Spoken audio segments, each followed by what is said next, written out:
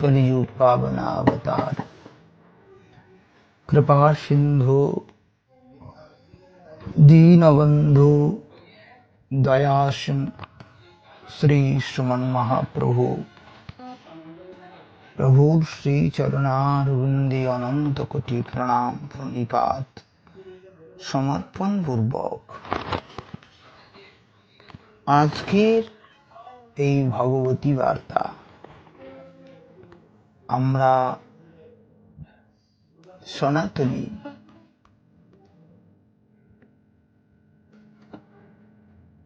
সনাতন মানে চিরন্তন সনাতন একই রকম শব্দ। ভগবান যেমন সনাতন অনাদি অনন্ত, ভগবৎ কর্তৃক সৃষ্ট জীব তদ্রূপ অনাদি অনন্ত। জীব বলতে জীবাত্মার কথা বলা হচ্ছে। তো যদি ভগবান বলে থাকেন যে আত্মা অবিনশ্বর, নিত্য, তাহলে আমাদের জন্ম অনেকবার হয়েছে বিভিন্ন রূপে। তাহলে এখানে সুনিশ্চিতভাবে মনুষ্য জন্ম অনেকবার হয়েছে। অনেকবার আমরা এই ভারত ভূমিতে ভারতবর্ষেও জন্মগ্রহণ করেছি। অনেকবার ভগবান যে লীলা করেছেন এই ভারত ভূমিতে,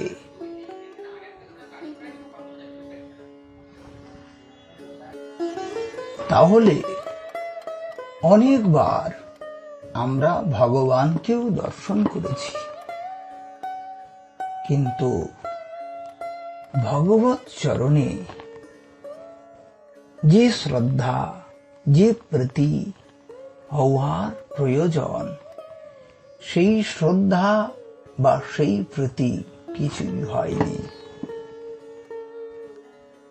দর্শন করেছি, নিকটতাও লাভ করেছি, অথচ ভগবানকে আমরা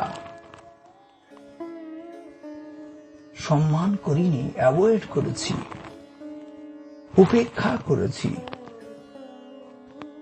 ঠিক আছে, উনি একজন সুপুরুষ, সুন্দর, কিন্তু সুপুরুষ সুন্দর বললাম, যখনই তার চরিত্রের দিকে তাকালাম তাকে চরিত্রহীন বললাম, ক্যারেক্টারলেস। বিভিন্নভাবে আমরা তাকে দেখেছি তিনি শ্রেষ্ঠ মহাপুরুষ আর অকারণ করুণাকারী, কিন্তু তার প্রতি অশ্রদ্ধায়, অযত্নে তাকে পেয়েও আমরা হারিয়ে গেছি। আমরা অনেকবার মনুষ্য হয়ে জন্ম নিয়েছি, আর অনেকবারই আমাদের জীবনে মহাসূর্য রূপে উদয় হয়েছেন বড় বড় কত অমলাত্মা, বিমলাত্মা, মহাপুরুষ, যাদের শ্রীমুখে ভগবত ভজন রূপী উপদেশ আমরা শ্রবণ করেছি। কিন্তু কি সেই ভগবত ভজন করেছি বা তার প্রতি শ্রেষ্ঠ বুদ্ধি হয়েছে, বা আমরা কি ভগবত ভজনে নিযুক্ত হয়েছি? নিজেকে যুক্ত করেছি। পিতামহ ভীষ্ম কোন এক সময় তিনি ভাবছেন যে আমার মৃত্যু হলে আমার এই দেহটাকে এমন একটি স্থানে নিয়ে জ্বালাবেন, সেই স্থানটিতে অন্য কাউকে যেন কখনো জ্বালানো হয়নি, এমন একটা স্থান। সমস্ত পৃথিবীতে যেখানে পিতামহ ভীষ্মের দেহটিকে নিয়ে গিয়ে দাহ করবার জন্য প্রস্তুত নেওয়া হয়েছে, সেইখান থেকেই ভূমাতা পৃথিবী মাতা যেন বলছেন শতম ভীষ্ম, মানে এই স্থানটিতে 100 বার ভীষ্ম জন্ম নিয়েছে আর 100 বার এই স্থানে ভীষ্মের দেহের অন্তিম সংস্কার করা হয়েছে। তো এই দেখুন, আচার্য বলছেন বারংবার আমরা জন্মগ্রহণ করেছি, বারংবার আমরা ভগবানকেও প্রাপ্ত হয়েছি, ভগবানের ভক্তগণের শ্রীমুখে কথাও শ্রবণ করেছি। তখন যখন শ্রবণ করেছি সেই সময় আমরা মনে করেছি এখন কি আমাদের ভজন করবার সময় হয়েছে, এখন তো উপযুক্ত সময় নয়,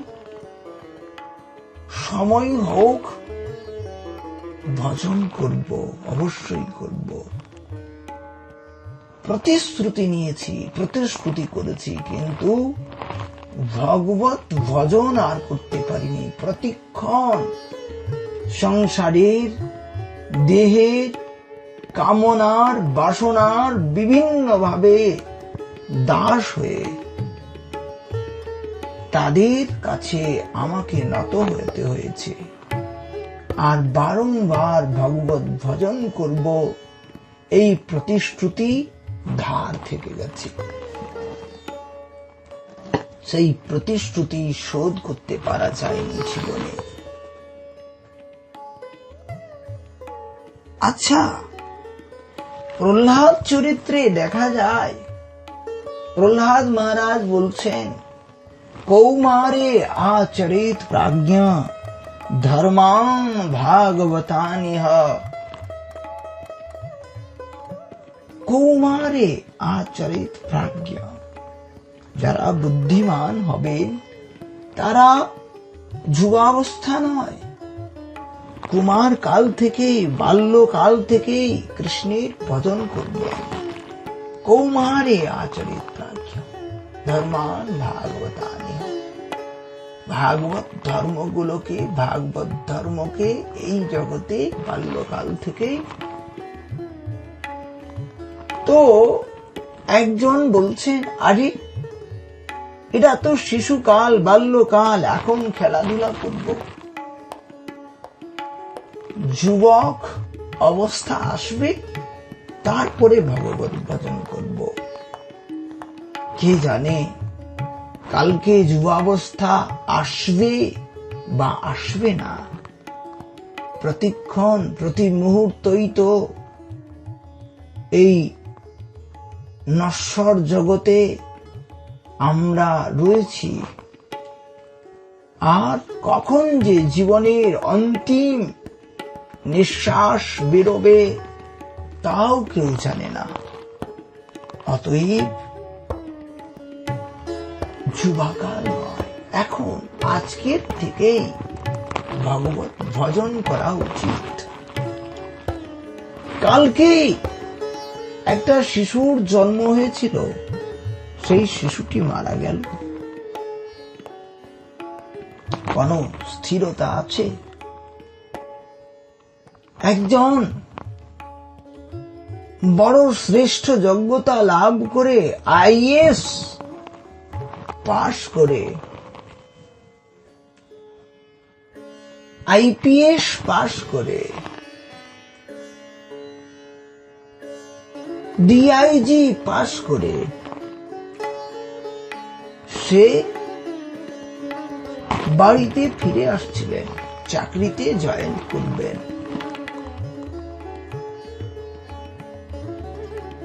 এইভাবে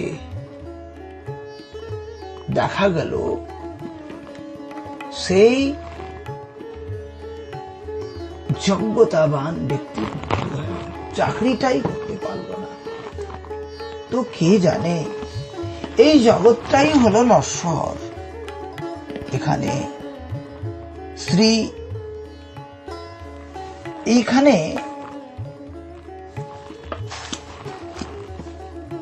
কোনো গর্ব করবার কোনো বিষয় নেই। একটা যুবতী স্ত্রী যুবাবস্থার যে নেশা, যুবাবস্থার যে মত্ততা,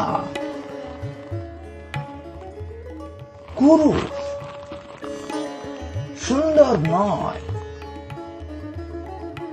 একজন দেবতা তাকে দর্শন দিয়ে বলছেন,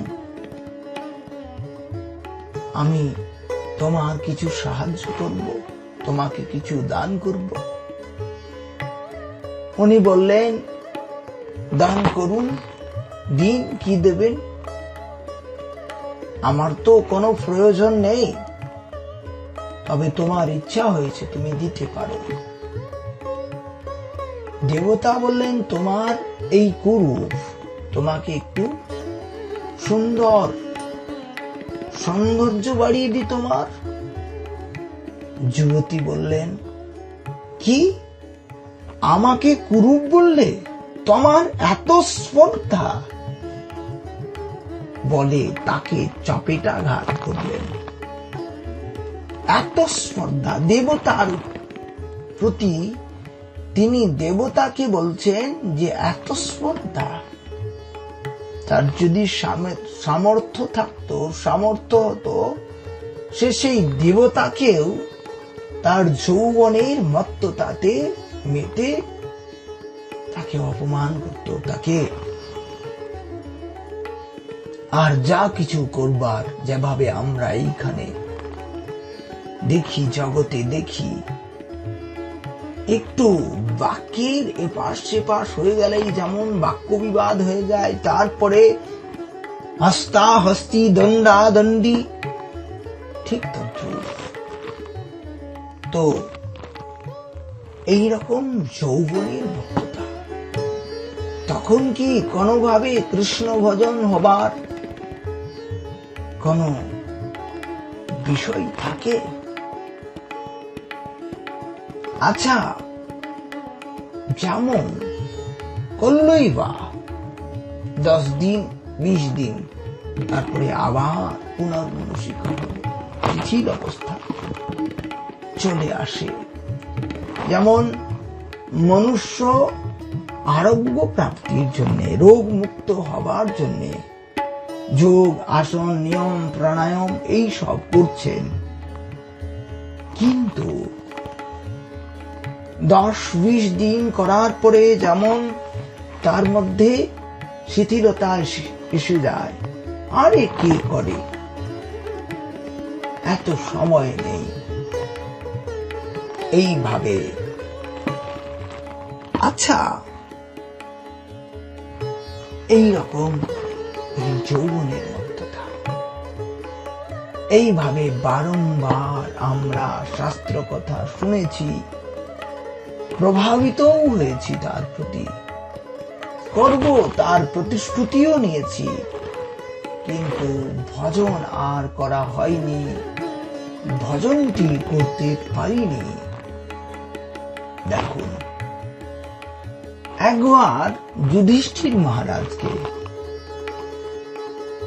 যক্ষ 60খানা প্রশ্ন করেছিলেন। তো এক সময় যখন পঞ্চপাণ্ডবগণ মাতা কুন্তির সঙ্গে বনে জঙ্গলে অবস্থান করছেন, মহারাজ যুধিষ্ঠির পিপাসু হয়েছেন। ভীমসেনকে প্রেরিত করলেন জল আনয়নের জন্য। ভীমসেন জলাশয় এক সরোবরের নিকটে গিয়ে উপস্থিত হয়েছেন। স্বচ্ছ নির্মল জল, জল তুলবেন, নিয়ে আসবেন। সেই সময় এক অভিশপ্ত যক্ষ সেই সরোবরের মধ্যে থেকে তাকে প্রশ্ন করলেন,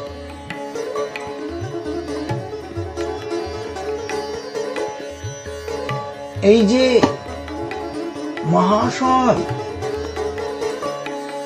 আপনাকে দেখতে বড় হৃষ্টপুষ্ট বলে মনে হয়, আপনি তখনই জল নিয়ে যেতে পারবেন যখন আপনি আমার কয়েকটি প্রশ্নের উত্তর দেবেন।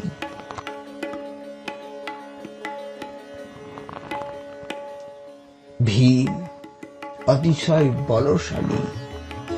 কে, কোথার থেকে বলছো, আর সামনে এসো, এইভাবে বলছেন।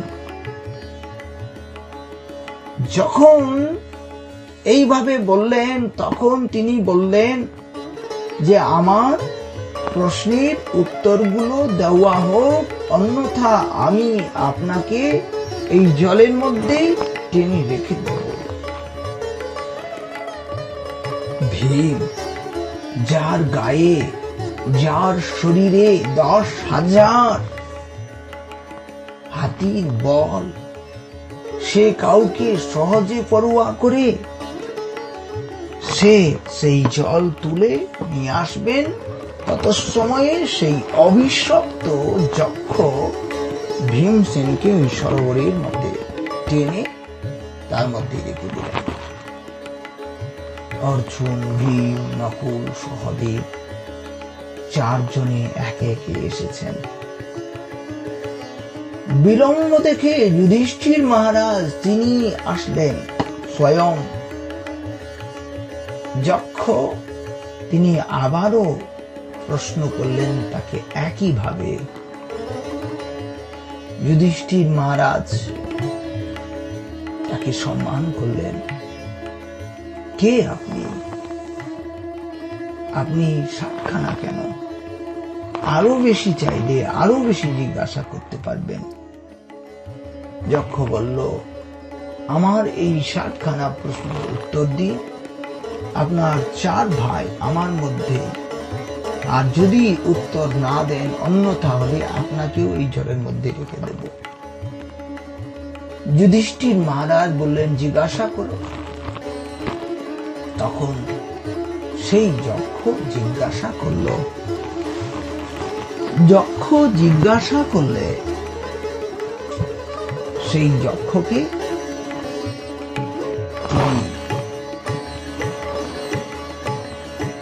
উত্তর দিলেন।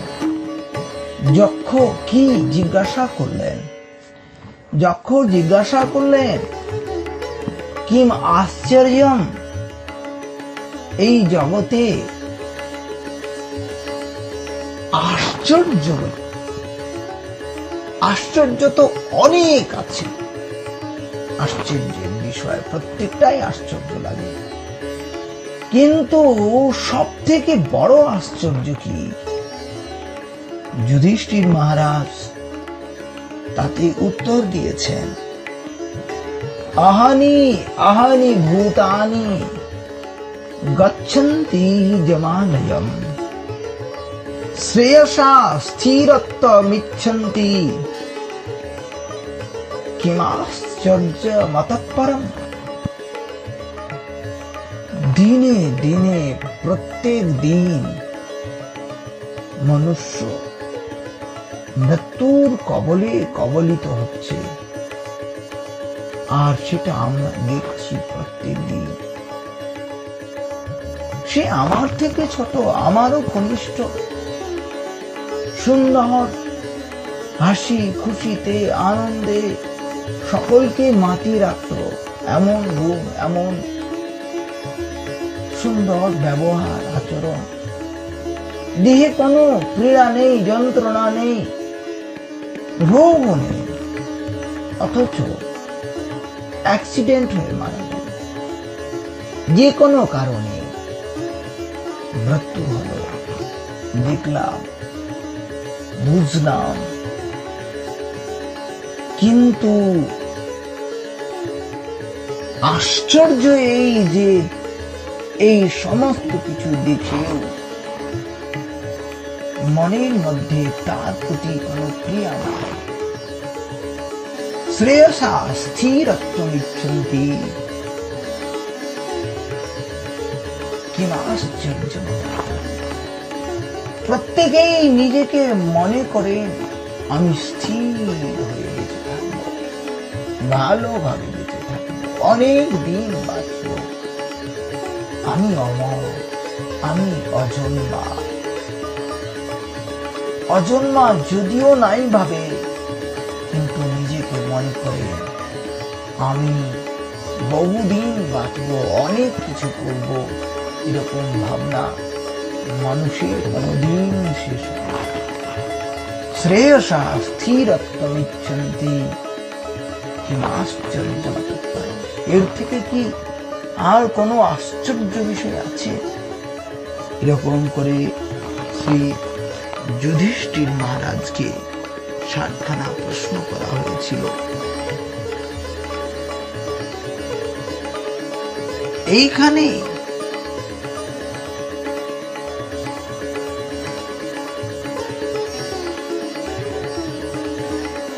কোহি জানাত কস্যাদ্য মৃত্যুকালো ভবিষ্যতি।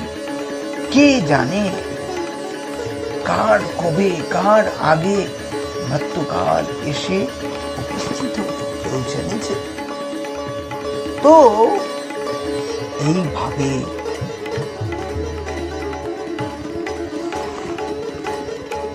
মৃত্যুর কোনো ভরসা নেই, জেনে আমাকে ভগবত ভজন করতে হবে। এই যে ধার নেওয়া, ঋণ করার অভ্যেস, এই ঋণ করার অভ্যাস, সেই অভ্যাসকে নষ্ট করতে হবে। ভগবত ভজন করবার স্পৃহা যখন জন্মেছে, যখন সদ্ভাগ্যক্রমে সদ্গুরু পেলাম, শাস্ত্র পেলাম, সদ উপদেশ পেলাম, তখন আমাকে ভগবত ভজন করতে হবে। করতে হবে নয়, করব বলে তাতে যুক্ত হতে হবে। এই যুক্ত না হলে চলবে না। প্রতিক্ষণ মানুষ মনে করে আমি আরেকটু আমার সুবিধাগুলো, আমার ব্যবস্থাগুলোকে একটু ব্যবস্থিত করি, আরেকটু সুরক্ষিত হয়, আরেকটু শক্ত হয়। এই 1 লক্ষ টাকা আমার কাছে একত্রিত হয়েছে, 2 লক্ষ টাকা হলে তবে আমি ভজন করব, 5 লক্ষ হলে, 10 লক্ষ হলে। জগতে যে সাংসারিক প্রয়োজনীয় বস্তু, এইগুলোকে একত্রিত করতে করতে হয়তো দেখা গেল 10 লক্ষ, 20 লক্ষ বা কোটি টাকার হয়েছে, কিন্তু এই যে একত্রিত করবার অভ্যাস, সংসারকে ধারণ করবার, সংসারকে গ্রহণ করবার যে অভ্যাস, এই অভ্যাসের শিথিলতা হয় না, অথচ শরীর একদিন শিথিল হয়ে যায়, মৃত্যুকাল এসে উপস্থিত হয়, ভজন আর হয় না। এইভাবে কতবার আমরা ভগবত ভজনের নিকটে এসেও বঞ্চিত হয়েছি। হরি হরি, আর কি এমনও দশা হব? মহাজন বলছেন, বিষয় বাসনা পাশ কবে বা হইবে নাশ, কবে পাব গৌর পদমূল। এই বিষয় রূপী বাসনা রূপী পাশ আমার কবে ক্ষয় হবে, কবে নষ্ট হবে? বিষয় বাসনা বা পাশ কবে বা হইবে নাশ, কবে পাব গৌর পদমূল। যে মরে করিত দয়া, হারাইনু লাগ পাইয়া। যে আমায় দয়া করত, তাকে আমি পেলাম, কিন্তু হারাইনু লাগ পাইয়া, তাকে পেয়েও হারিয়ে ফেললাম। পড়ি রইনু অকুল পাথারে, অকুল পাথারে পড়ে রইলাম। আর এখন কোনো উপায় নেই। না পাও করুণ জন, তারে করো নিবেদন। করুণাবান করুণাময় কোন ব্যক্তিকে আমি দেখতে পাই না, তারে করো নিবেদন। তাকে নিবেদন করতাম, তারে করো নিবেদন। উদ্ধার পাইব কতকালে, কবে আমার উদ্ধার হবে, কিভাবে উদ্ধার হবে? শরীরে করিয়া বাস, সবে কইল সর্বনাশ। কেহ কারো নিষেধ না মানে, কেহ নাহি ছয় অধম দেখিয়া।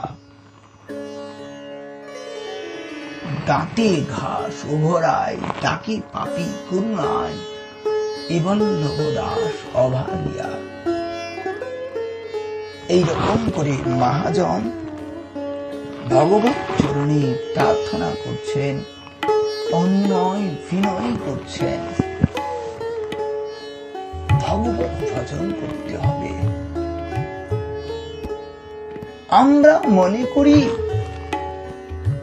আমার রোগ শোক তাপ ব্যাধি বিভিন্ন ভাবে ভাবি, কিন্তু জঙ্গলে পশুরা, বাঘ ভালু হাতি ঘোড়া, এরা কোনো ডাক্তার কোনো চিকিৎসা কোনো ওষুধ ছাড়াই তার গর্ভের বাচ্চাকে জন্ম দেয়, সুস্থ থাকে, তার পরিবার বৃদ্ধি হয়। তো সেখানে যেমন কারুর উপেক্ষা নাই, কারুর সাহায্য ছাড়াই সে তার জীবনযাত্রায় সফল উত্তীর্ণ হয়, তেমন করেই যিনি এই সৃষ্টিকে রচনা করেছেন তিনি পরম দয়াল পরম করুণাময়, তিনি অবশ্যই পালন করবেন। অন্য কথা চিন্তন না করে ভগবত ভজনে নিজেকে নিযুক্ত করে ধার করবার ঋণ নেওয়ার অভ্যাসকে বন্ধ করে আর সনাতন হয়ে ভগবানের ভজন করুক, ভগবানের চিন্তন করুক, এই জীবনের পরম লাভ। এর ছাড়া এর থেকে আর শ্রেষ্ঠ লাভ কিছু হতে পারে না। জয় জয় শ্রী রাধে শ্যাম, নিতাই গৌর হরি বল।